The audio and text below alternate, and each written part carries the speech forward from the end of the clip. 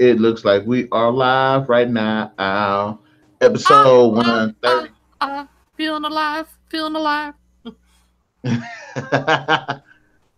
What's going on, guys? Welcome to episode 130 of the Breaking Debates. We are here on the Narik channel, me and Ken, and of course, we are going to be discussing Deadpool 2. Spoiler alerts, spoiler alerts. Don't listen, because we're gonna spoil it. We're gonna So, spoil it. Ken, I'm going to go ahead and let you start the video on off. Yeah, I like. We saw Deadpool 1 many years ago. Ryan Reynolds, the guy who plays Deadpool, decided to try to get a second movie in, but put it more, we say an R rating, I think is what the movie was, or darn close to it. And for anybody who doesn't know who Deadpool is a Marvel character named Wade Wilson, who is a mutant who has the ability to pretty much regenerate just about everything. He's been burned to a crisp, returns. He's kind of like Wolverine, but without the aluminium in his body. Mhm. And he is part of that process of him becoming Deadpool because he was fighting cancer at the time that he became Deadpool. His body's kind of deformed because he looks like a big giant tumor, basically. Like an avocado had sex with another avocado and then died in the sun. That was pretty damn funny. And he basically also kind of went a little bit nuts. He's quite insane, so he has a tendency of breaking what's called the fourth wall, or being able to interface with the audience of the movies like you're part of the movie, which is always fun. Probably one of the coolest things about the Deadpool character in the comics and in the movie itself is wonderful. I have a blast watching Deadpool because you don't know what to expect. You know the character, but you just don't know what the guy's going to do. And Ryan Reynolds has just been phenomenal as Deadpool. I don't really know if I could envision anybody else really taking the reign of pulling him off, because and the way they've been able to do the movie is so much like the comic. It's not even funny. I mean, it is dead on, and I think any Deadpool fan will definitely agree that the movies have been excellent by far. Both of them have been excellent. I think this one had a lot more involvement than the last movie, of course, because the first one he kind of learned who he was, and now he's been around for a little while. Some bad things do happen to him, and I was kind of bummed about that. Yeah, me too. Because I was like, oh damn, because he's a mercenary. He's a hired hitman, basically. I mean, he's not a really good guy, and he's not really a bad guy. He doesn't kill good people. He does have kind of a little bit of a code there, but the movie kind of sets you up to where the people are still fighting mutants and having problems with them, and trying to figure out what to do with them. The world's aware of mutants now. Deadpool is doing business. He was doing a lot of business, dropping people at funerals and office buildings and all kind of crazy stuff going on. And he's got. I'm trying to think of what her name is in the movie. It's Monica Baran, who from Firefly fame, Yeah, but and she she plays Gotham. plays. Oh yeah, she did play in Gotham. I forgot about that. She's played a lot of movies. You don't forget her very easily. I mean, she's really cool, and she's in here, and she's his love interest, and ends up basically getting gunned down. Well, no, she did get gunned down, and it kind of starts Deadpool on a, he can't live without her. I mean, he doesn't know what to do. I mean, he can't die. I mean, he tries. He definitely tries. Yeah, he does. It's kind of like watching Groundhog Day, and it's hilarious. But it's just the style of humor, the fight scene. I mean, everything in the movie is just fun. It's not like it's gore. I mean, there's some gory stuff in there, but I mean, it is just a fun movie. And even though he's in there chopping up people and hacking them up to pieces and gunning them down and doing all kind of crazy stuff, it is still a great, not family movie. Don't let your little kids, under 15, probably watch that movie, because they'll be like, "What's that?" Don't ask. He's got some disturbing issues with his unicorn and his Crocs. You got a great set of characters that are with him in this movie. he kind of makes his own team up called the X Force, which is actually eventually will happen in the comic series. I'm sure they'll develop it. But we have, Terry Crews is in there playing, what was he, Invincible or Mr. whatever his name was. I gotta look up all the names of the characters because I gotta remember all these. There's a guy who's invisible. No one ever sees him, but you see him jump out of the plane with a parachute on. You see one sequence. You see him one time. Yeah, you know who it was, don't you? Brad Pitt. It was Brad Pitt. And then who was the guy? Earl. Oh my God! What was let's see. That was Domino. There was Domino was cool. Domino is a very different character. She was awesome. I love Domino. In this movie, Blind Al is funny. That's a sidekick that he lives with. Matt Damon was in there. What was Matt Damon? Matt Damon. He played. I'm trying to think. I remember him being said he was going to be in the movie. It's not in my brain at the moment. I can't really think of it either. Where the hell was he at? Cassidy. I think he was the guy who played. Huh. I'm trying to figure out where the heck he was. Because I have not seen him. But it's funny though. I mean, you basically see Deadpool go into just a pit. He cannot, he's got to have his girl. He's just awfully just lonely. Matt Damon and disguised Matt Damon credited Dickie Greenleaf. Who the hell was that? I don't remember him.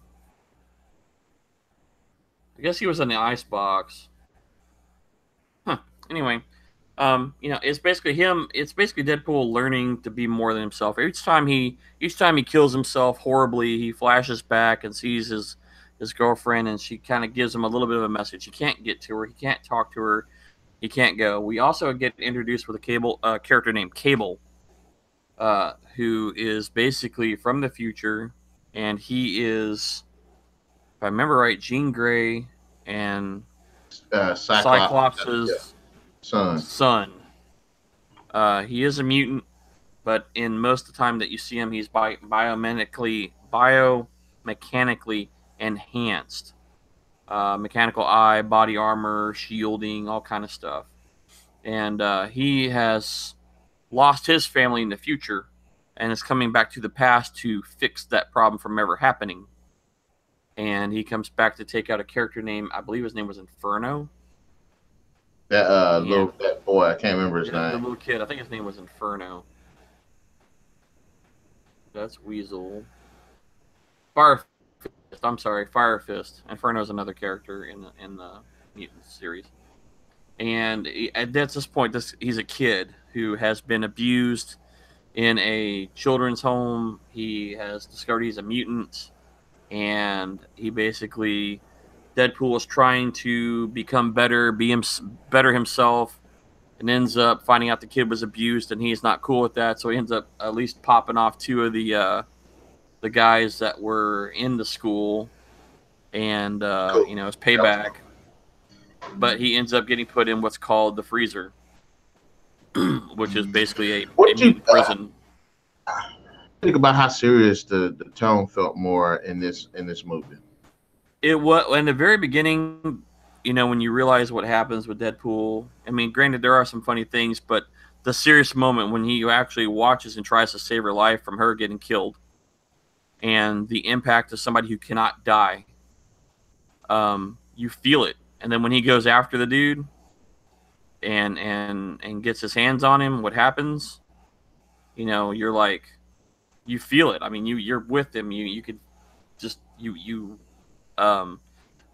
gravitate to it. I mean, granted, you're not there, but I mean, you could gravitate to the situation of losing a loved one so badly that you're not going to die anytime fast, and you can't be with him. And so he tries to find a way to be with her. Eventually, he ends up being pulled into trying to do something better with his life, and that's how he ends up being at the X-Men house, which is also funny too, because every time he goes there, he goes, "Where's everybody hiding at? Where's all the real X-Men at?" And they're all like in a conference room. And And it he was the closes the door original on him. cast.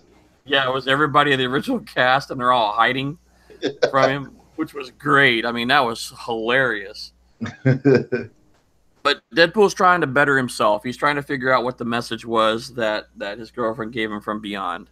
And the whole show kind of revolves around him trying to figure that out.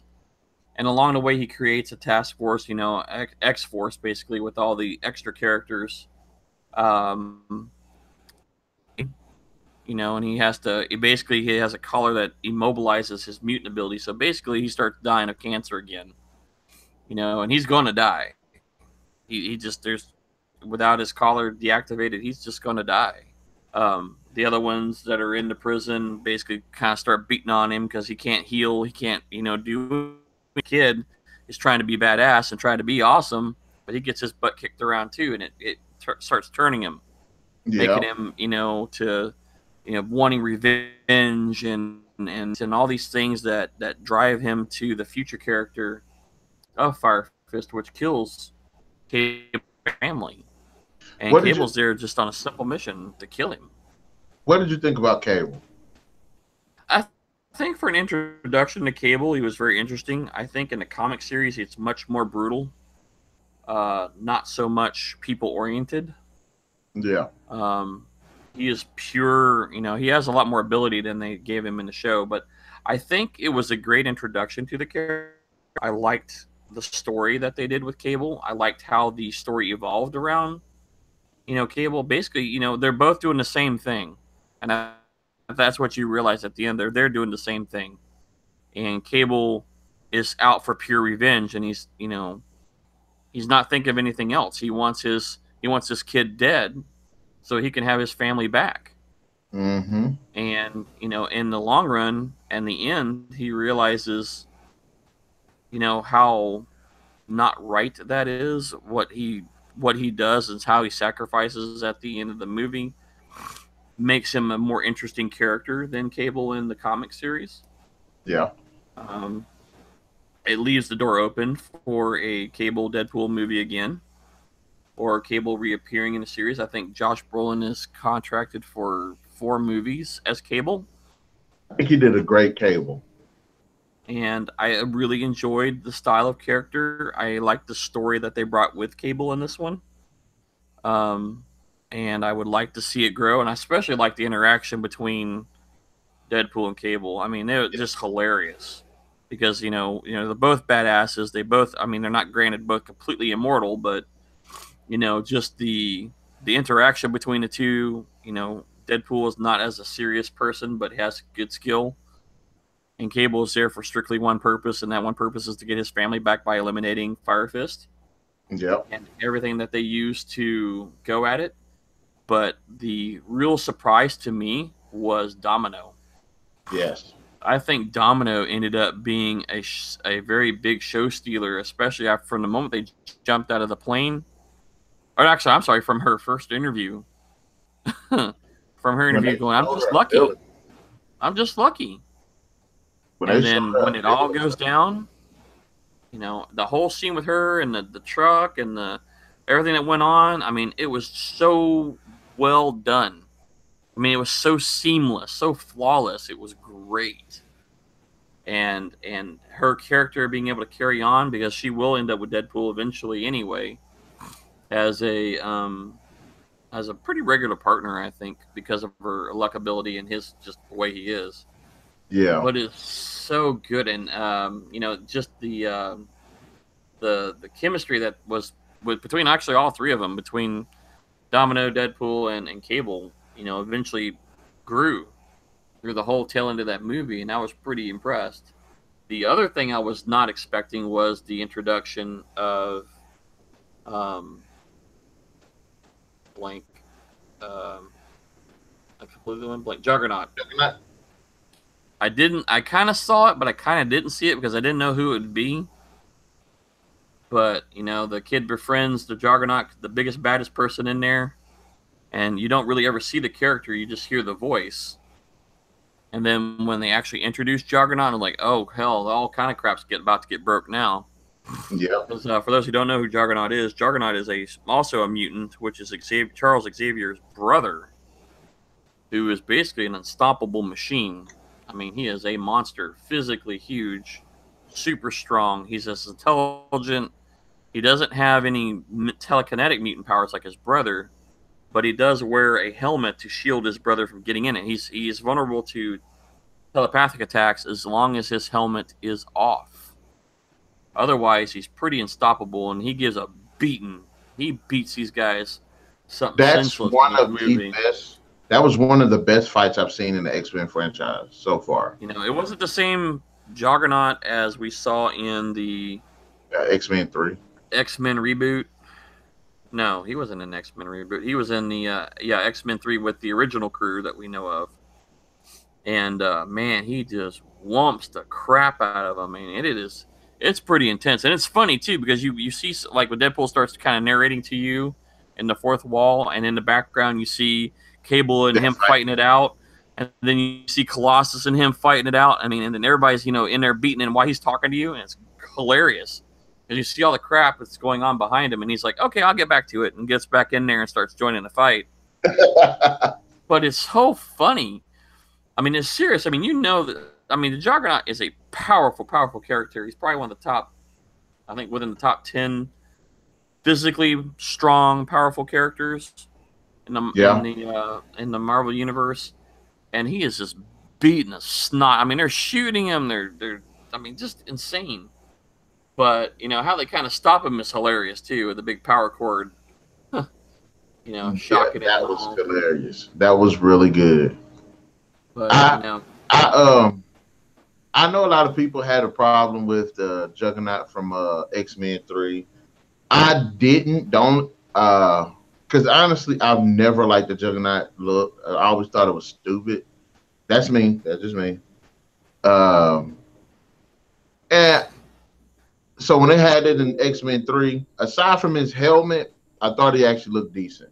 Now I will say I actually didn't mind him in this movie. I thought he was super big, and I kind of was like, okay, just roll with it, Because you know me, I like it to be look more realistic. Yeah, I was kind of uncertain if it was live or animated. I at first, because I wasn't like sure on what they were gonna do, and then when I saw him come out, I was kind of disappointed that he was animated. At least though he was about, I think he should have been a little bit bigger, physically sized, but screen wise, attitude wise, or at least attitude character wise, I like the one out of 3. The guy who played him, I liked him, his personality and the way he played the Juggernaut. This one, the Juggernaut was not based off of that same guy playing him, but very similar attitude problem. Yeah. But I liked that it was physically big. He ripped Deadpool in half without even effort. I loved how he said, "He's like, I'm going to rip you in half." What? And just tears him apart. Or it's just like one way. He's like, "Help me! Help me!" He says, "I hope they got that in slow motion." But the physical prowess of the Juggernaut was right on the money. And like I say, they had another powerful X-Men in there, Colossus, and they were both going at it like knocking each other stupid. That was literally Colossus is pure metal. That's one of the best fights. That's the fight that everybody wanted to see in X-Men 3. Yeah, Juggernaut and Colossus fighting it out, and it was cool. It was very good. I liked it was interesting that the kid was, the main reason the kid was being drugged into the kind of, I hate to use the word dark side, but the abuse. These people trying to purge. I don't say purge. What is it? More like punish. I mean, they had basically set up where they were punishing mutants. They were torturing them. I mean, they were, this kid had scars on him, and you're dealing with somebody who has abilities and powers beyond anything that you can think of, and then you're going to go in there and you're going to amp them up and torture them, and what happens if they ever I mean, at that point, he was a child. What if that Yep. child gets a temper tantrum? What if that child's going to eventually grow up to be something else, and he does. He gets a taste for killing, and then eventually, in the regular timeline, he kills hundreds of people. I liked his powers too when he got the hang of them. And it brings you to one of those, moral questions, about that. Was it right for them to be tortured? Just because they're different, and have these abilities or not abilities, what gives you the right to do that? There's just, people are people. And it just throws some interesting questions in there, and you can relate it to, present day. Just because the you have a difference, whether it be color, religion, age, whatever, the things that we go against. It's very interesting to see and learn. In this case, the outcome was altered, thankfully. That kid was saved having to be something that he really was never meant to be. Yep. Through the actions and sacrifice of one individual. And eventually, Deadpool, with the collar, disabling him, sacrificed himself to save the kid so the kid wouldn't turn. And that was funny, too. The whole dying thing was great. Yes. That was gold. I was like, really? One more. Oh, wait. Okay, hold on. No, I still got some time left. Okay. But, he sacrificed himself knowingly that would save the kid, from causing that whole situation ever happening, which was cool. He learned. The Deadpool character learned self-sacrifice. He was able to at least spend some few moments with this girl before being drawn back in, because nope, not time yet. And of course, the big reveal is that they fixed Cable's time machine, and he goes back and fixes a lot of problems, which was really cool. We never had the Green Lantern movie. Ryan Reynolds gets taken out. I can't remember all the other ones. There was a whole bunch of different things that he went back. His girlfriend was never killed.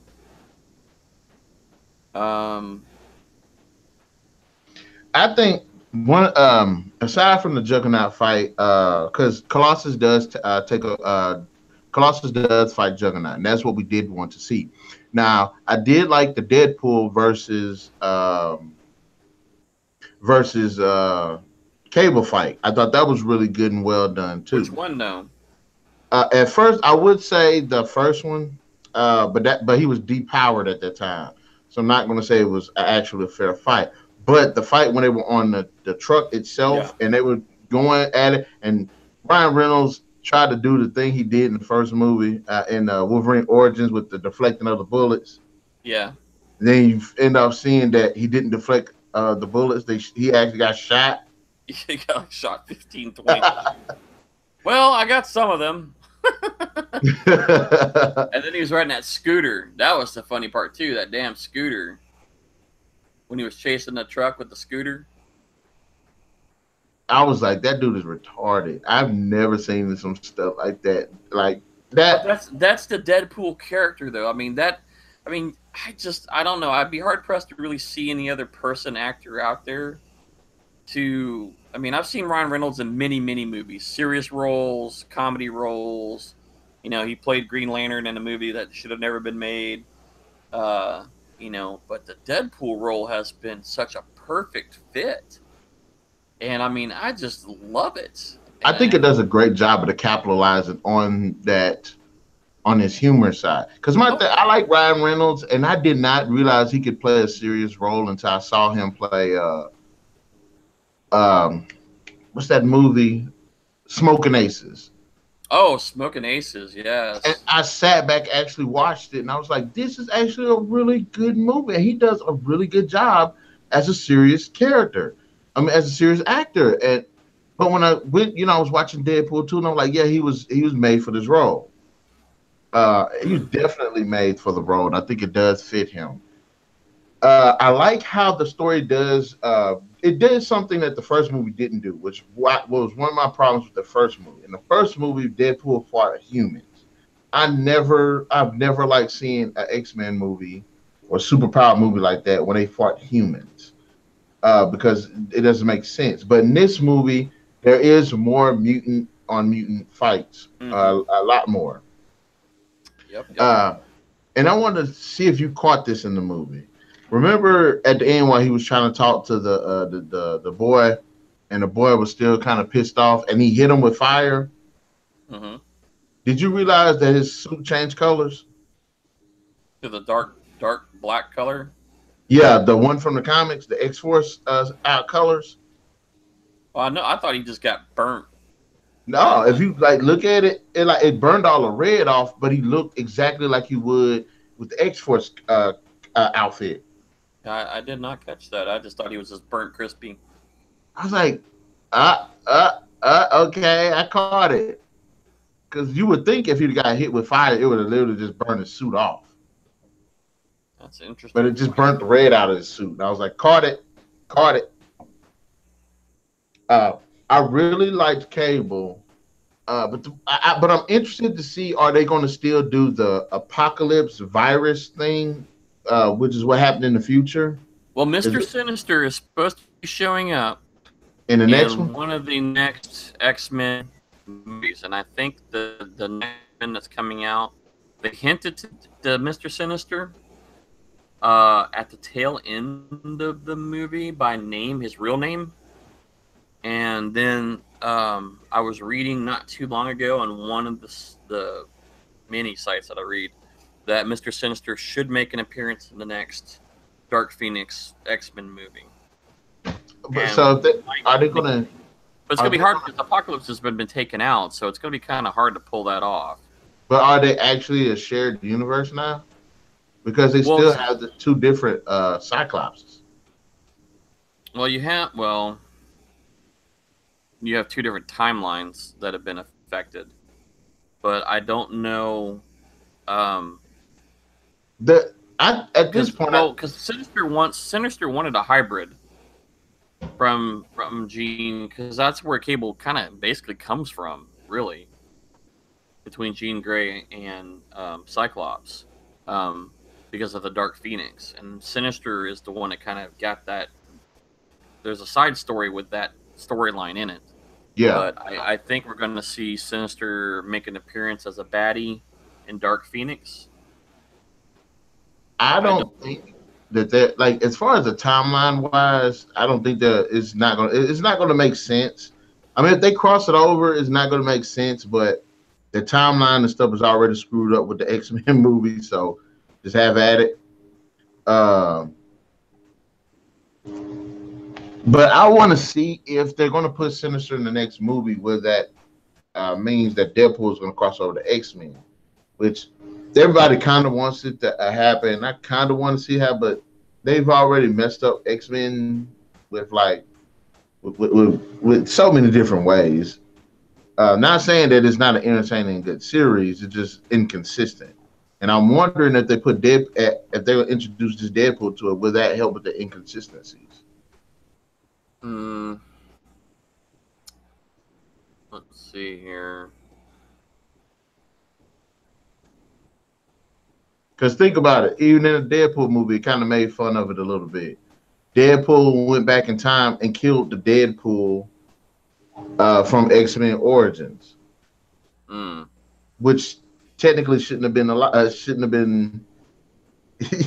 And of course, he killed himself. So yeah, that would be. that's Hmm. interesting. It's interesting. That's interesting to see where they go with When you that. start messing with timelines, then you really start screwing up.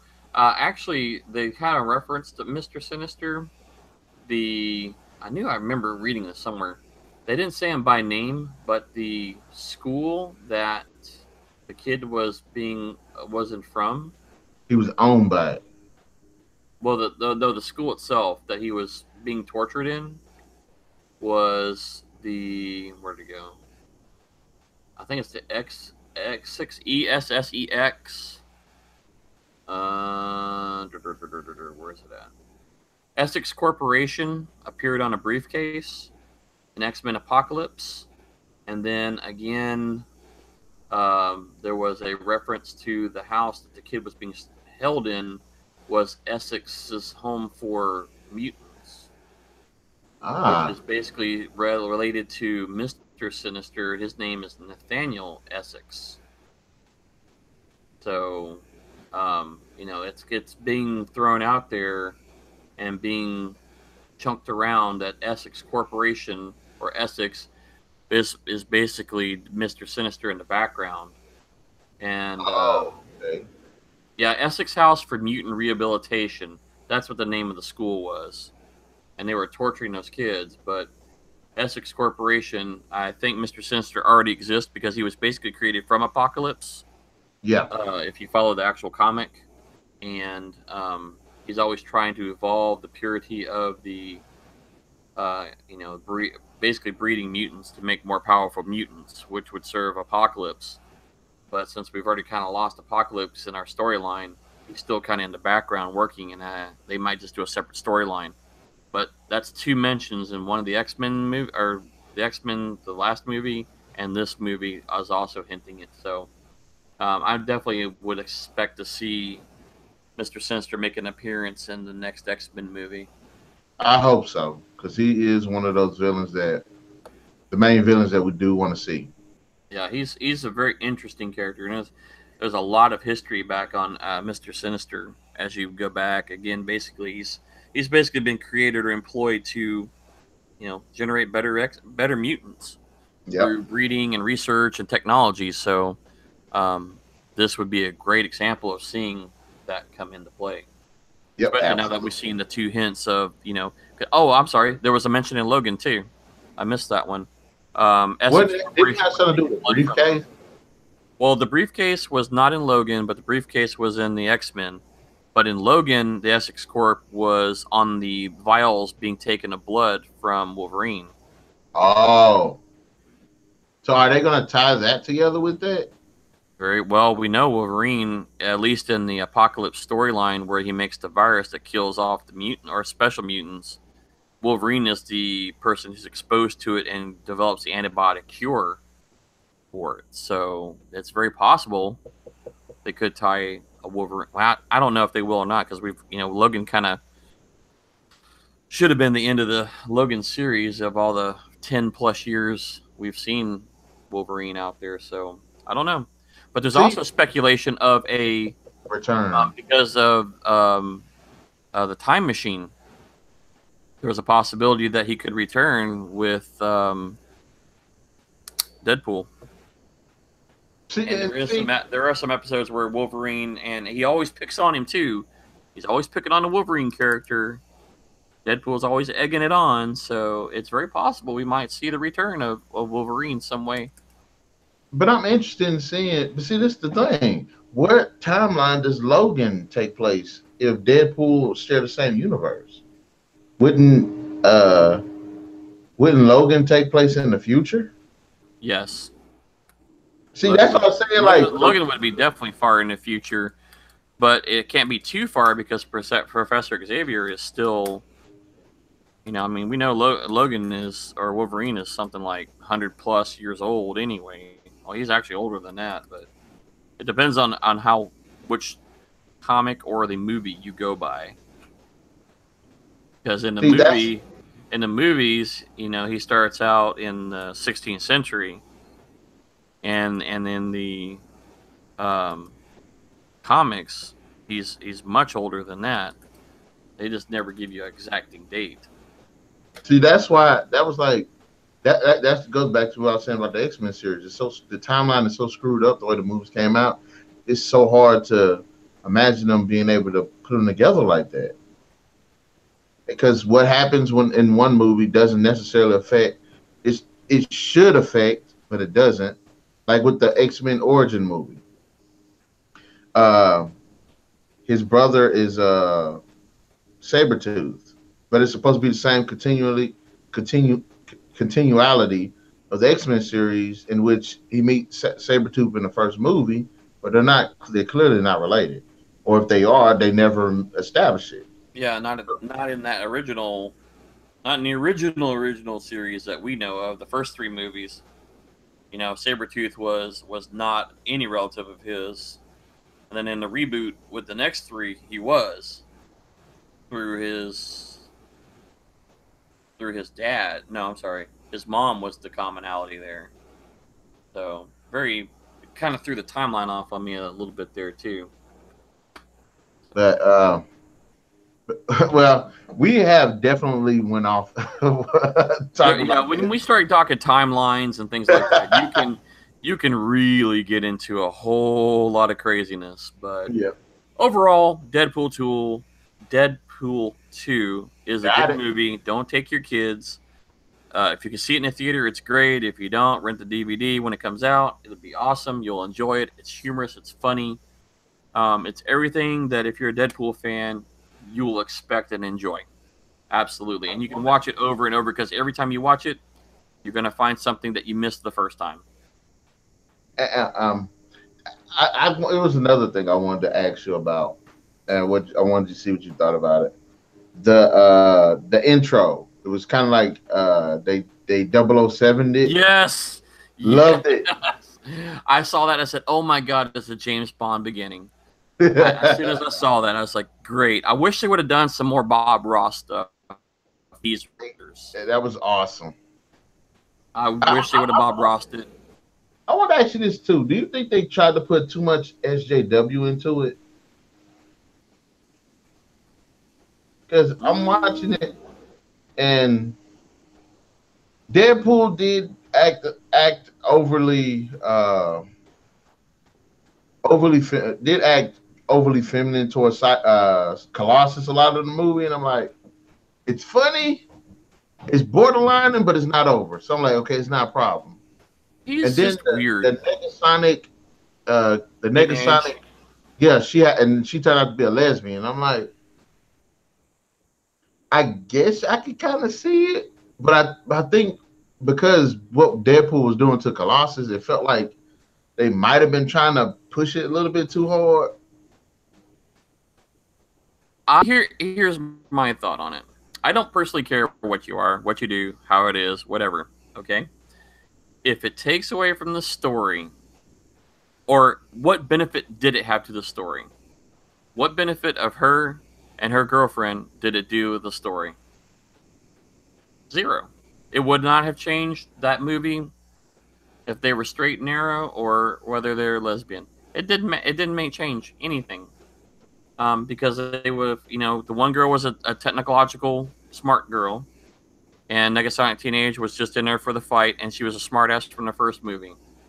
Did it change anything? To me, Yep. I think it was just, I don't know why they were pushing it. It wouldn't have mattered either way to me. I saw no benefit to the storyline at all, other than him being able to make wisecrack jokes like "what the ass," I could kind of see. I see. I think it should have been an either or. Either it should have been focused on those two girls, or it should have focused on what Deadpool was doing with Colossus. Well, Because it Deadpool kind doing of with Colossus is just that is the Deadpool yeah character, and he yeah. does that. He does it in the comic. So to me, that was just plain normal. And So I mean, and that was something that was expected. and even with that, like it actually helped the story because it did. It was the story was kind of about their relationship too. Yeah, it was a building of their relationship of him becoming an X-Men and his weird way of doing things, and that was it. To me, I don't care. That's just the Deadpool character and his interaction with Colossus. If you read the comics, you're familiar with it. You've seen it. You know it. As for the two girls, it was inconsequential concern because Okay.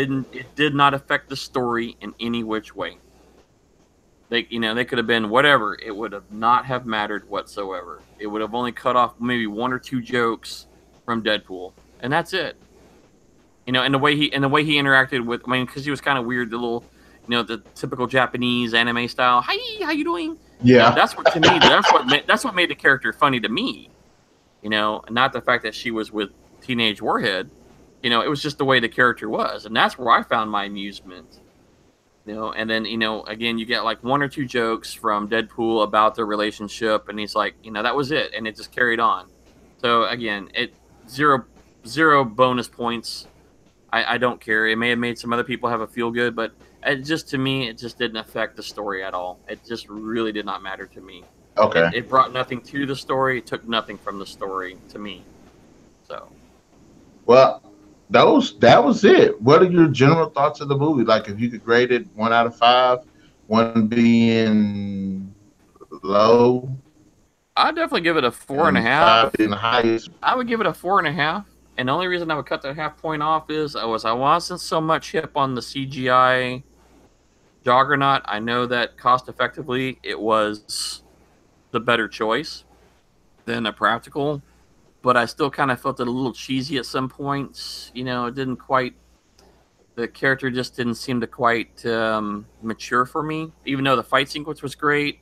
I know Colossus is full CGI, but I think his character seems more realistic, even though it's CGI, than what Juggernaut looked like, because he's a liquid metal or a metal versus a human, and I think that the humanization CGI just wasn't on par I for think that. what it was like in the first movie, the Deadpool movie, people kind of complained about Colossus being too CGI. Like the CGI wasn't as good as it could have been. But in Yeah. this movie, they fixed that. Yes. But they took it away from Juggernaut though. Yeah, I agree. I think he looked a lot more realistic. His caricature, I mean, I know the technology that they use right now for motion capture is far beyond what even the original movie was done with. With Andy Serkis, and you look at Planet of the Apes, you look at The Hobbit, you look at a lot of those movies, where Wetaworks and Industrial Light and Magic have really taken it all to a next level. I mean, Avatar kind of started that ball game Yep. with James Cameron, but they have way perfected that now. So your caricatures, especially Colossus, in this case, was very well done. He wasn't as campy as he was in the original movie, but I think that, again, the sacrifice came with the actual human character of Juggernaut. But I mean, it was still good. I just only give it a little ding on that. Everything else I enjoyed. I loved it. Everything was great. The character was what I expected. In fact, in some cases, more. Ryan Reynolds brings that personality to the Deadpool character, and it's great. It's so much fun just watching the movie, and the humor in it is great. More adult style humor. It is still a funny movie, and I definitely would watch it over and over and over again. Highly recommend it. I give it a 4.5. I will give it a 4. I thought the jokes were great. I thought the action was good.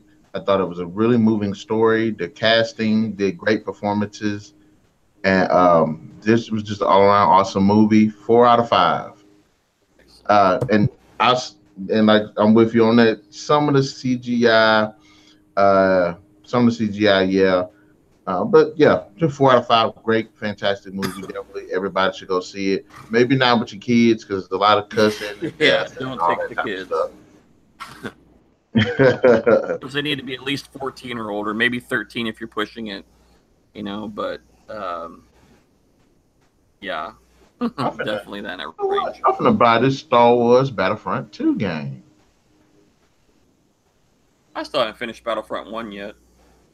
But anyways, all right, guys, you heard me and Ken's review and discussion of Deadpool 2 in the comment section below. Let us know what your thoughts were of the movie, what you did like, what you didn't like, who was your favorite character. Tell us, who did you like Deadpool the most? Did you like Cable the most? Did you like Domino the most? I'm just gonna say those three, and I guess if you want to say Juggernaut. But anyways, be sure to hit that like, share, subscribe, and that notification button to get the best of what's going on the Narik Chase channel, as well as join us on Tuesdays and Thursdays for more videos, regardless if they're edited or streamed. So stay tuned for those, guys. And without further ado, me and Ken, I'll let you guys go. Peace out.